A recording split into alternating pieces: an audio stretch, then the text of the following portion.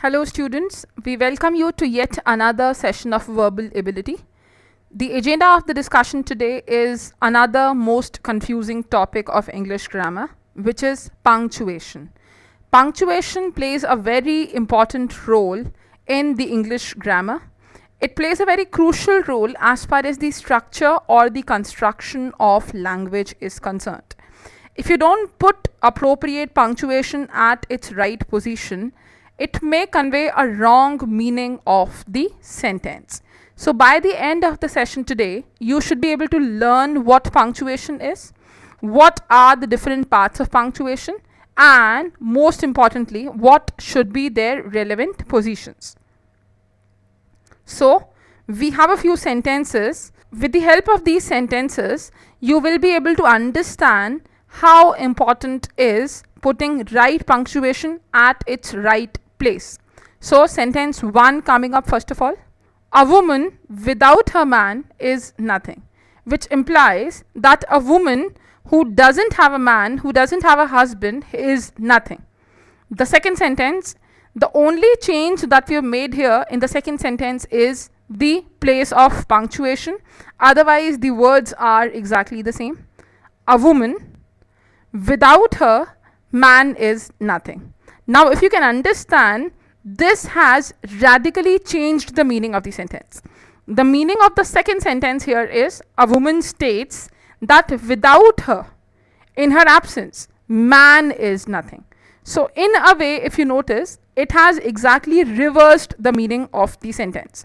So that is how punctuation plays a very important role in the construction and the understanding of the language. Now we have one more example coming up. Let us read the passage and please pay attention to the punctuation, the commas, the full stops and the colons which are coming. Dear Jack, I want a man who knows what love is all about. You are generous, kind, thoughtful. So these are the adjectives to this man only, Jack. People who are not like you admit to being useless and inferior. Now, if you can understand the connotation that Jill is taking Jack very positively. People who are not like you admit to being useless and inferior. You have ruined me for other men. I yearn for you. I have no feelings whatsoever when we are apart. That means she obviously doesn't like to be apart from this man. I can be forever happy. Will you let me be yours? So now these two are linked with the help of this hyphen. And now read this passage and notice the change which has been introduced just by the change of the punctuation. Dear Jack, I want a man who knows what love is. Now here is a full stop which does not convey the meaning completely. All about you are generous, kind, thoughtful people who are not like you. Now this statement, if you notice, this has changed the meaning completely from what it earlier was. Here it implies that this man is not generous, kind and thoughtful. Admit to being useless and inferior. That means you should admit to being useless and inferior. You have ruined me. For other man I yearn. An exclamation following it. For you, I have no feelings whatever, exactly opposite to what the idea earlier was. When we are apart, I can be forever happy. Will you let me be? Will you let me be happy? Yours, Jill. Now notice the radical change, the drastic change which has been introduced just by the wrong positioning of punctuation.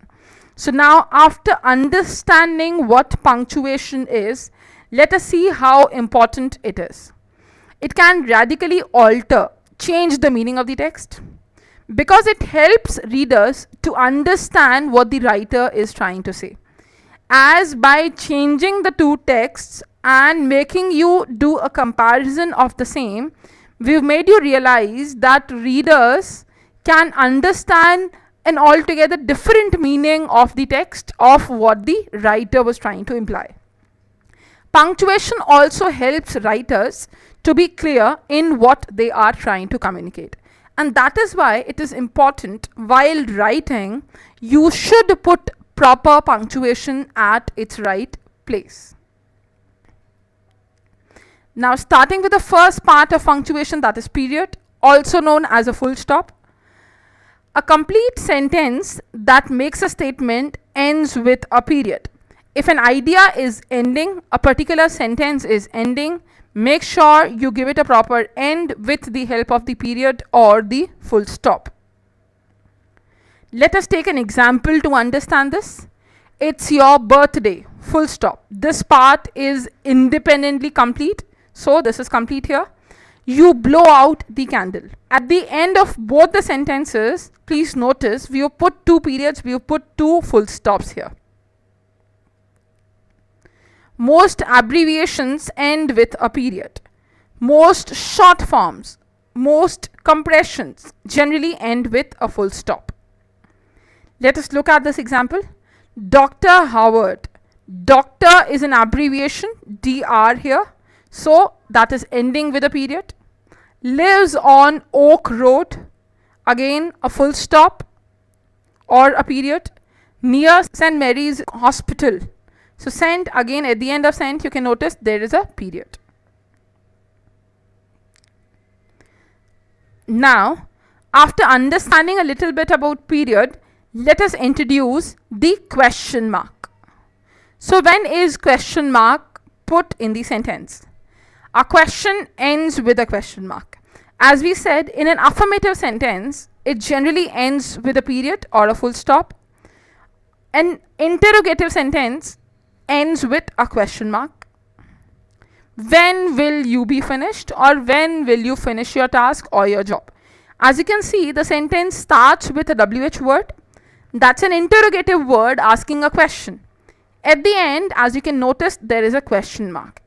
If you convert the same sentence into an affirmative sentence, or if you answer this question, the statement would be ending with a period or it would be ending with a full stop and not with a question mark. The next part of punctuation that we are coming now to is exclamation mark. Exclamation mark is basically used to indicate sudden expression of emotions or feelings. It's a statement expression, strong feeling or excitement ends with an exclamation mark. Some of the examples can be, you were a part of a cricket match, your team won the match, so how would you react to it? You might say something like, hurrah, we won the match. So there is an exclamation which is coming at the end of the sentence. This is what we mean by exclamation mark. As said earlier, exclamation mark expresses a sudden feeling or a state of excitement. It can be any positive feeling, like in this sentence, hurrah. It can be any negative expression or feeling as well. Oh, we've lost. Ouch, I've been hurt. So these are some other examples of exclamation mark. As you can notice here, what a beautiful day it is. Now, if you end the statement with a period, with a full stop, that is not going to make sense here. So you'll have to end the sentence with an exclamation mark, since it is expressing a sudden feeling. What a beautiful day it is. The next part of punctuation that we are introducing right now is a comma. A comma separates things in a series. John, Jack and Monu are good friends. So after John and Jack, there has to be a comma coming in between. So it is used for separating things in a series. Let us look at this example. I ate pizza, a burger and ice cream. Now, as you can see, there are three things which are being talked about, which are in a series. In order to separate the three, you'll have to put a comma after the first two. I ate pizza, a comma, a burger, another comma, and ice cream. You cannot omit any of the two commas.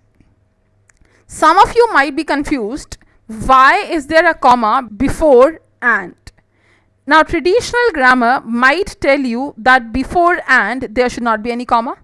But modern grammarians would say that having a comma before and is perfectly alright. There is no problem with that. Now you cannot replace these two commas with a full stop, with an exclamation mark, or any other punctuation, since we are talking about the same sentence and these are a few things which are a part of the same sentence. You need to segregate them by putting a comma after each one of them.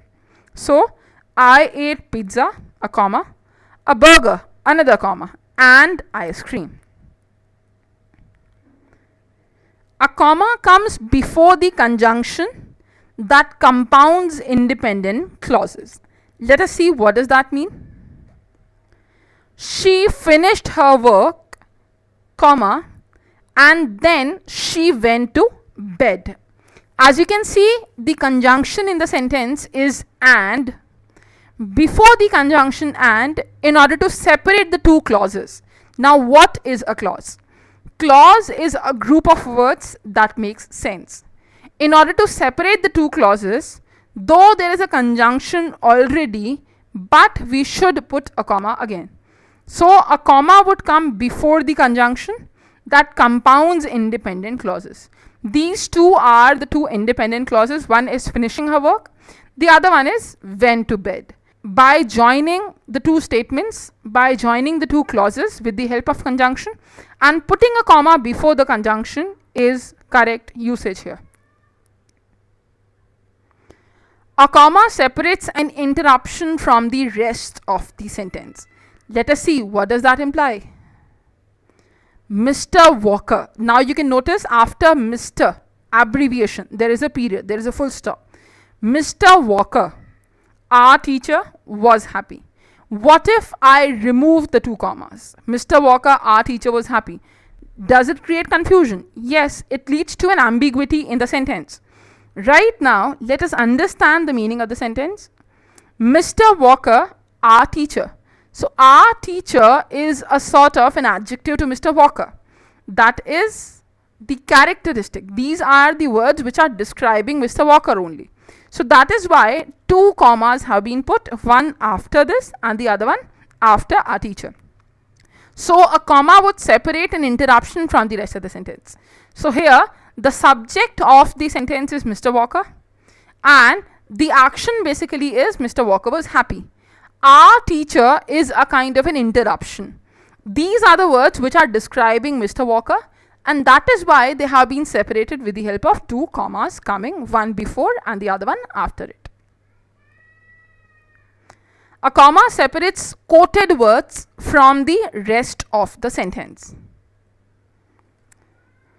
So the quoted words in the sentence are I wanted to go, she remarked. The quotation words are I wanted to go, and after the quotation is ending we are putting a comma followed by the rest of the part of the sentence, which is she remarked. Now one thing to be taken care of here is comma is coming before the quotation marks are ending. Please don't commit the mistake of putting comma after the quotation marks. That has to come before the quotation marks. So comma here separates quoted words from the rest of the sentence. The next usage of comma. A comma separates items in an address or date. If you are describing a particular address or if it is a date, putting comma would separate the items. Miami, which is in Florida. So when we are giving the address, we would say Miami, a comma, Florida. We might also say January 6, 2003. So here January 6 is separated from the year 2003 by putting a comma. The next part of punctuation that we are introducing here is a colon. So when is a colon used? A colon shows the reader that a list or explanation follows. Let us see what does that imply. I will need the following items: scissors, paper, glue, and paint. Let us see which all punctuations have been used in the sentence first of all. I will need the following items. After this, a colon has been put. since, as you can see, the rest of the part describes a list, or it gives the reader an explanation of different things which are needed. So that is why there is a colon. Now the list starts: scissors, a comma; paper, another comma; glue, comma; and paint. Now all the four things are a part of that list. They are a part of the same series.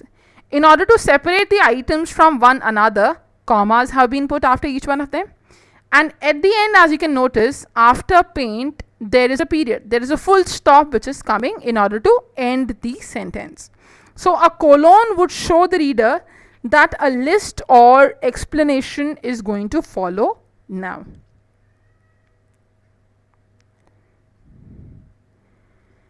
Let us talk about quotation marks now. Quotation marks are used to identify the exact words of the speaker. If there are no quotation marks, it may always lead to a confusion that what were the words that were made by the speaker. Let us look at the sentence.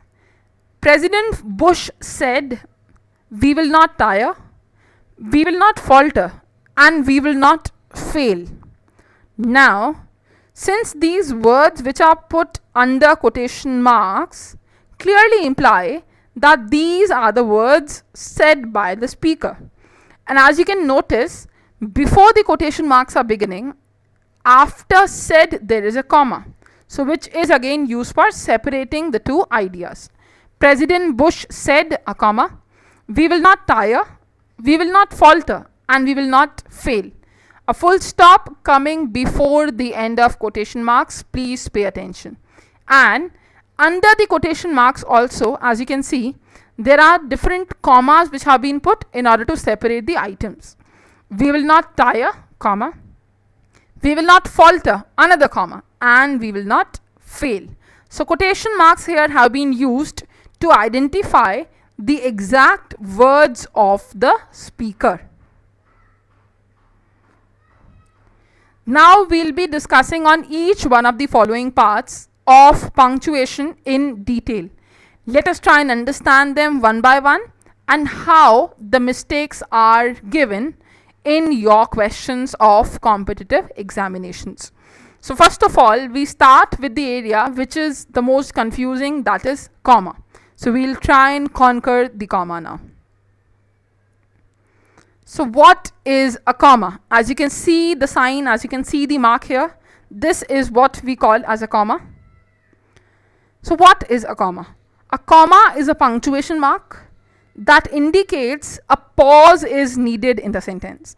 And please mind it, a comma implies only a pause. That does not imply an end of the sentence. When there is an end needed in the sentence, you should put a period or a full stop and not a comma. Comma just implies a halt, it implies just a little pause. Commas help to clarify meaning for the reader.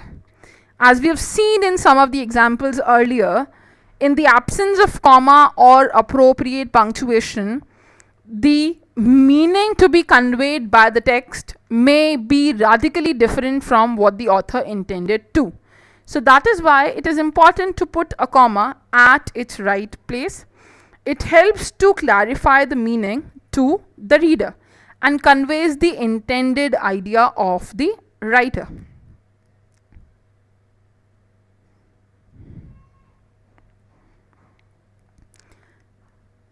Clauses and phrases.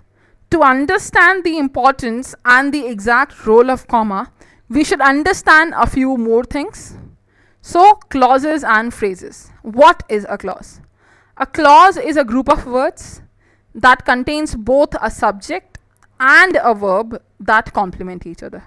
So, clause, you can say basically, is a group of words that makes sense, and it comprises of a subject and a verb as well. So, what is a phrase now?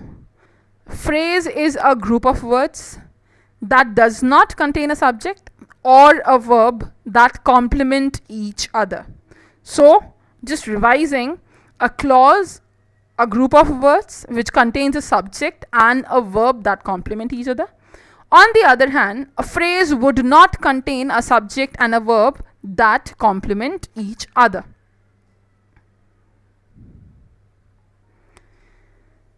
Let us talk about the independent and dependent clauses now. These are important parts of the structure of a sentence.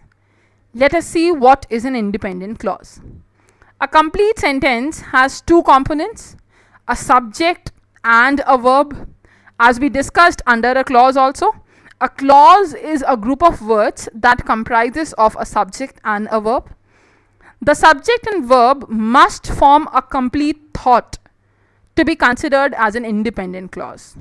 Discussing over this example to understand the concept, the couple dances. So we should first of all see, is the subject present here? And if it is there, is the verb present here or not? Let us revise what a subject is. As we have discussed in the previous sessions, a subject is the doer of the action. Subject is the one who performs the action. On the other hand, verb is the action itself. Verb is the action that is done, that is performed in the sentence. So in this sentence, the couple dances. Subject is the couple. Who's performing the action? It is the couple. And what is being performed is dances. That is the verb. So this is an independent clause. An independent clause is the one that has a subject and verb, and both of them form a complete thought to be considered as an independent clause. Let us continue further. After understanding an independent clause, we should see what is a compound sentence.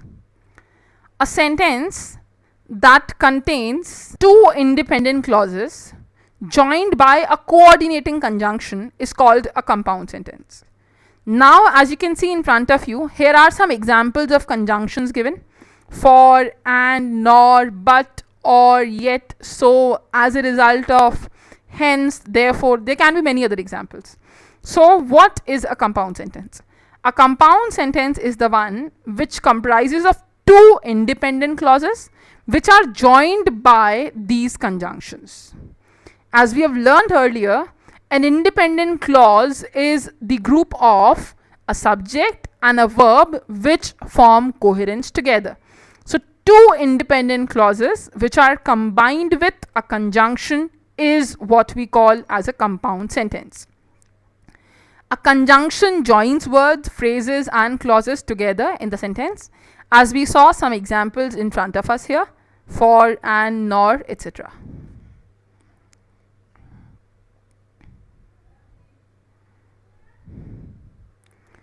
Continuing further on compound sentence, the comma in a compound sentence is placed before the coordinating conjunction. So after learning what a compound sentence and what an independent clause is, let us understand what should be the position of the punctuation comma in a compound sentence. As we have seen, a compound sentence is the combination of two independent clauses which are joined with the help of a coordinating conjunction. And the position of comma should be before the coordinating conjunction. What does that mean? Let us look at this example at the end. Andy built a snowman and Jeff played with his dog. Now, as you can notice, there are two different independent clauses in the sentence. Let us see which ones are those. Andy built a snowman. This is one complete independent clause. Subject is Andy, built is the verb. On the other hand, the second independent clause is Jeff played with his dog. That again comprises of Jeff as a subject and played as a verb. Now these two independent clauses have been related with the help of the conjunction and. So now the position of comma should be before the coordinating conjunction, that is and. So a comma in the compound sentence is placed before the coordinating conjunction. It can be and, it can be so, it may be but, nor, or any other word.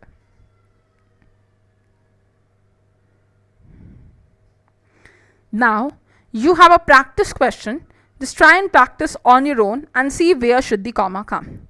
Where would you place the comma in the following sentence? The sentence is, Dan struggled with his homework, so his father helped him. Take a few seconds time and think over it. Where should the comma come in this sentence? Did you get it? Let us start discussing. Dan struggled with his homework, so his father helped him. We should first of all try and identify which of the words here is the conjunction, is the coordinating conjunction. As we know, a conjunction is a word which is used to relate two or more than two clauses together. So the conjunction here is a word like so. The portion that is coming before it, that means Dan struggled with his homework, is the first independent clause.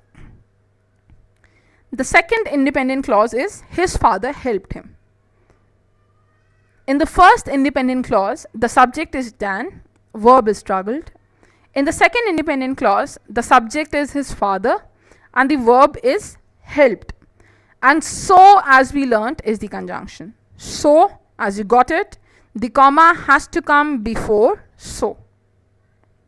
Yes? So, the first correlative conjunction till homework. The second correlative conjunction begins with his father. Conjunction is so. So, the comma has to come exactly before the conjunction. And we repeat as a reminder, these two are independent clauses. They are making sense alone also. None of them is dependent on each other.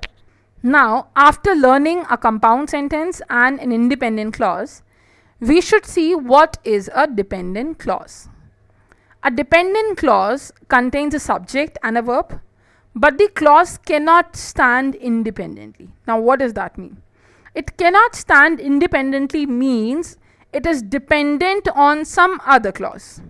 As in the previous examples we have seen, an independent clause doesn't need the support of any other information. On the other hand, a dependent clause is the one which is dependent on some other information. It cannot stand independently. Dependent clauses can often be identified by the use of dependent clause markers. Here we have some clues, some dependent clause markers, which would help you to identify that these are dependent clauses or not. And these clue words are because, since, when, while, until, if, as, though, although, unless, after, before, once, whether. Now, as you could notice, some of these words are indicating a contrast, a contradiction, words like though, although. Some of them are indicating time reference, words like after, before, once, until. And some of them are indicating a reason also, because, since, as, etc. So, these words would give you a clue, they would give you a hint, that the coming clause now is a dependent clause. So, summarizing what we learned so far, a dependent clause is the one that contains a subject and a verb, but they cannot stand alone.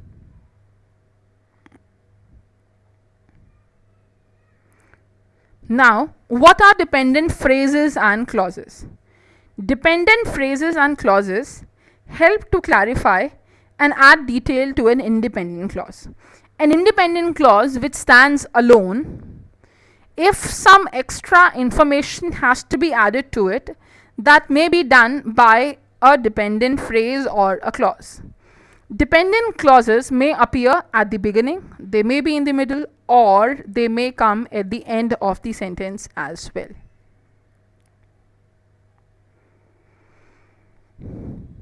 Now, an introductory clause. A dependent clause located at the beginning of the sentence is an introductory clause. That means a dependent clause which is defining some other independent part of the sentence and it has been placed at the beginning of the sentence, that becomes an introductory clause. When a dependent clause is placed at the beginning of a sentence, place a comma between the independent clause and the dependent clause. Let us understand what we learned so far with the help of this example. When Elizabeth called 911, the fireman rushed to her rescue.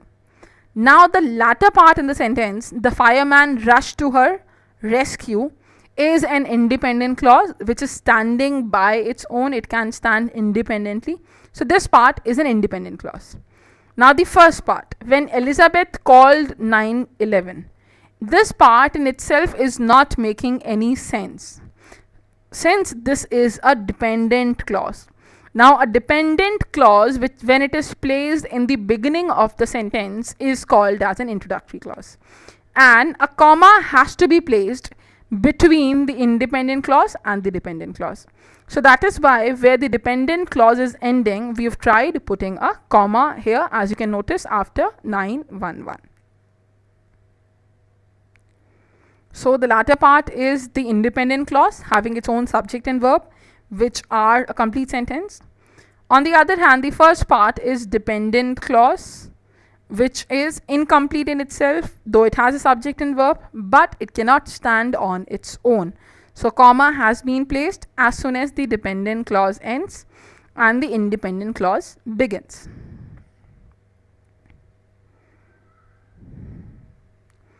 Now we have some practice questions coming up as far as the position of introductory clause is concerned. So, where would you place the comma in the following examples? We have a question coming up here, which is, since it was raining, we decided to go to the movies. Now, first thing which we need to identify here is that which is the independent clause. The independent clause here is the latter part, which says we decided to go to the movies, because this part in itself is complete. It has a subject, which is we. It has a verb also, decided, and it is complete in itself. It doesn't need any other extra information. So this part in itself is complete, hence it's an independent clause. Now the first part here, since it was raining, this part, though it has a subject, though it has a verb also, was raining, but it is not complete. It does not convey any meaning altogether just by saying since it was raining. It's incomplete clause. So this part is a dependent clause, and as you can notice, this has that key word, clue word also given, which is since.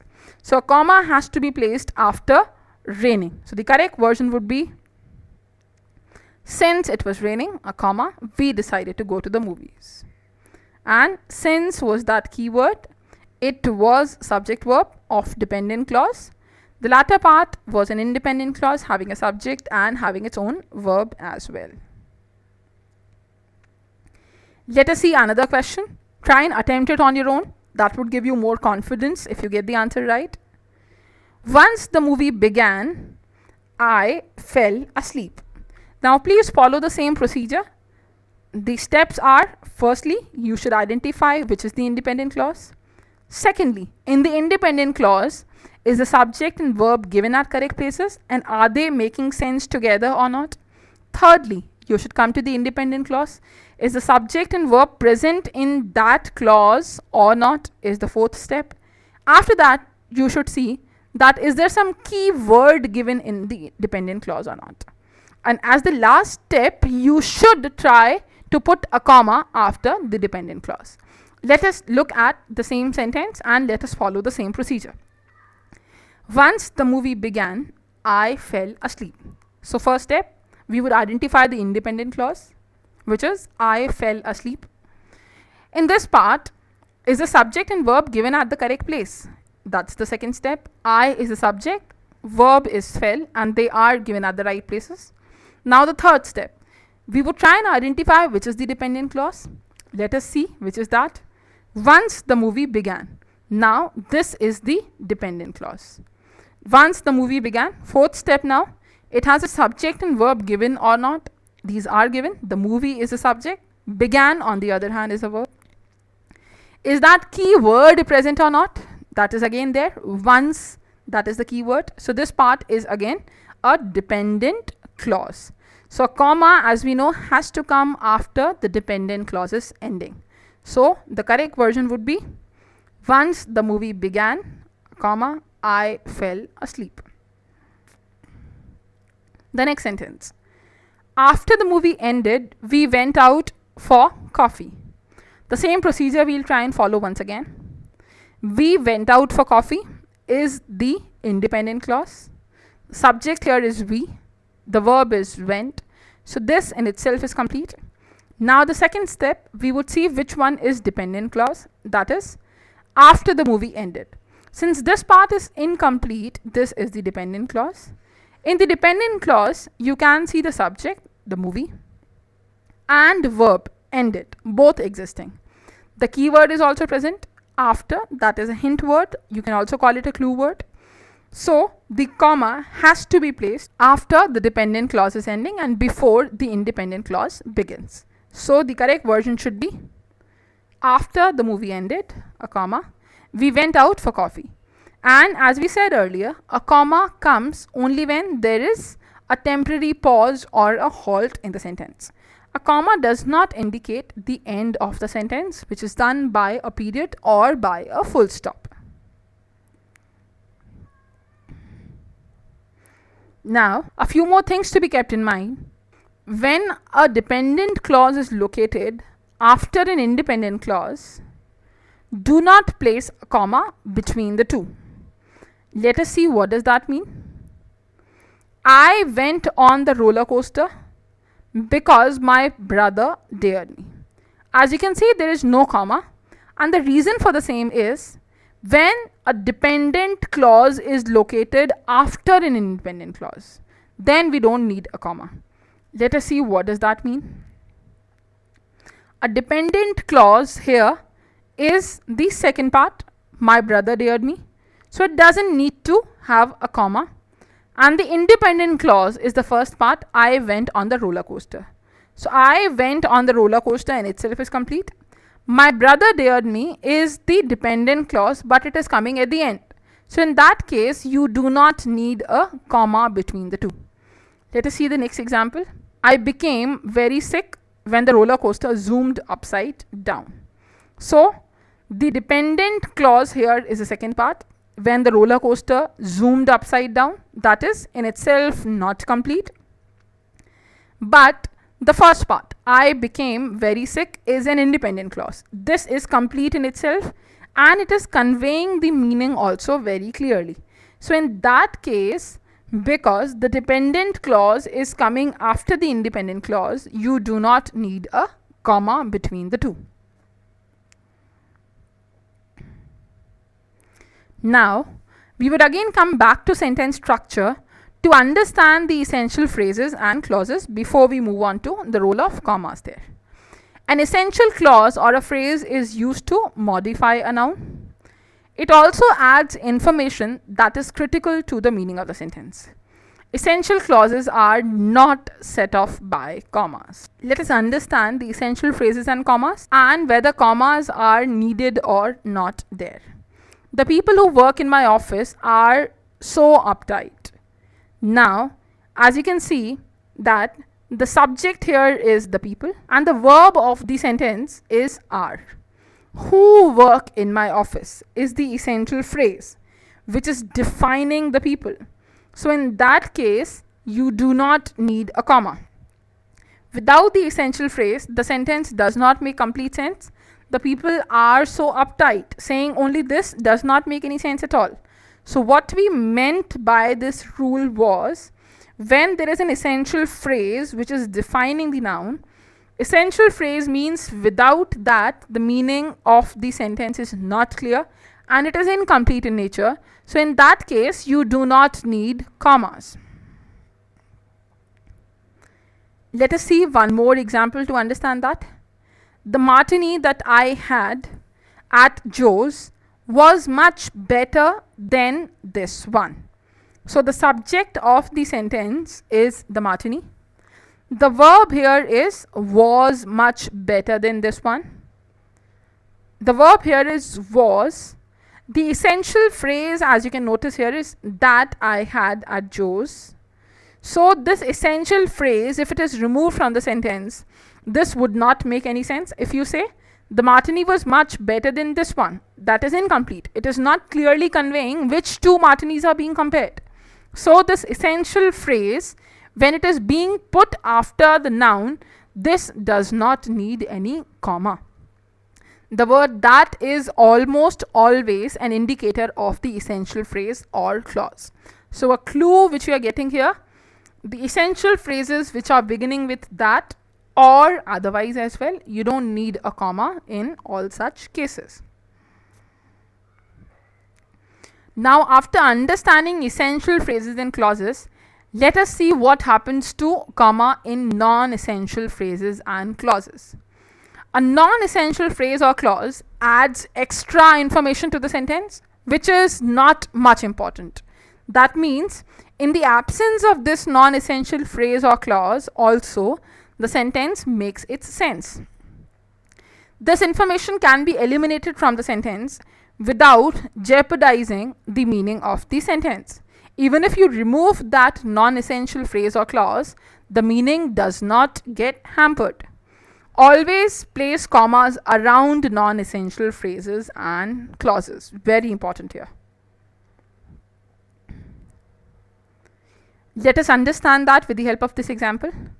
My brother, who lives across town, plans to throw a party. Now, the subject of the sentence is my brother. The verb of the sentence is plans. So, if you remove this non-essential phrase, that is, who lives across town, the sentence becomes, my brother plans to throw a party. That is in itself complete. So, removing this non-essential phrase also is not jeopardizing the meaning of the sentence. So, in such cases, when there is a phrase or clause that is non-essential, you need to place a comma around it. Even without this phrase, the sentence still makes sense. My brother plans to a party. But we are nowhere saying that you should remove them. You should put commas in order to separate them from the main sentence. Another example to understand the position of commas in non-essential phrases and clauses. Steve said that he would propose to me on Valentine's Day, which is my favorite holiday. The subject of the sentence is Steve. The verb is said. Now, we are talking about Valentine's Day here, which is a noun, and a non-essential phrase in the sentence is, which is my favorite holiday. This part would not make any difference to the sentence, even if it is removed. If we make it something like, Steve said that he would propose to me on Valentine's Day, if I remove the latter part, that is not making any difference at all. So, in case of this non-essential information or non-essential phrase, we should put commas around that. Use commas to set off additional information which is coming in the sentence. Now, there are a few practice questions coming up. Would you place commas in the following sentences? If so, where should it come? The place that I would most like to see is the Eiffel Tower. Now, as you can see, that has come here. So, in that case, we don't need to have a comma here, which is relating the two. There is no comma needed here.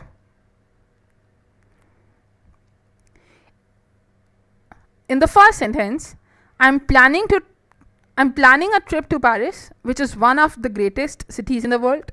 Which is one of the greatest cities in the world is actually modifying Paris. So, there has to be a comma, which is coming here. And this is a non-essential phrase also. The next sentence, Pierre, who is one of my business contacts, will meet me at the airport. Again, there is a non-essential phrase, if you can notice here, which is coming after Pierre. So, even if you remove this non-essential phrase, this is not going to make any difference to the sentence. You may say, Pierre will meet me at the airport. But since we cannot have the liberty of removing it on our own, so we'll have to put commas at appropriate places. So, Pierre, a comma, who is one of my business contacts, another comma, will meet me at the airport. Now, we learn about commas in a series. Place commas in a sentence to divide items in a list. The commas will help the reader to avoid any sort of confusion. The comma before the conjunction is generally required, but it can be omitted if there is no possibility of confusion. Now, when you find there are multiple items in a series, and in order to avoid the confusion so that the reader understands the idea very clearly, it is important that you understand and you avoid putting commas at the required places.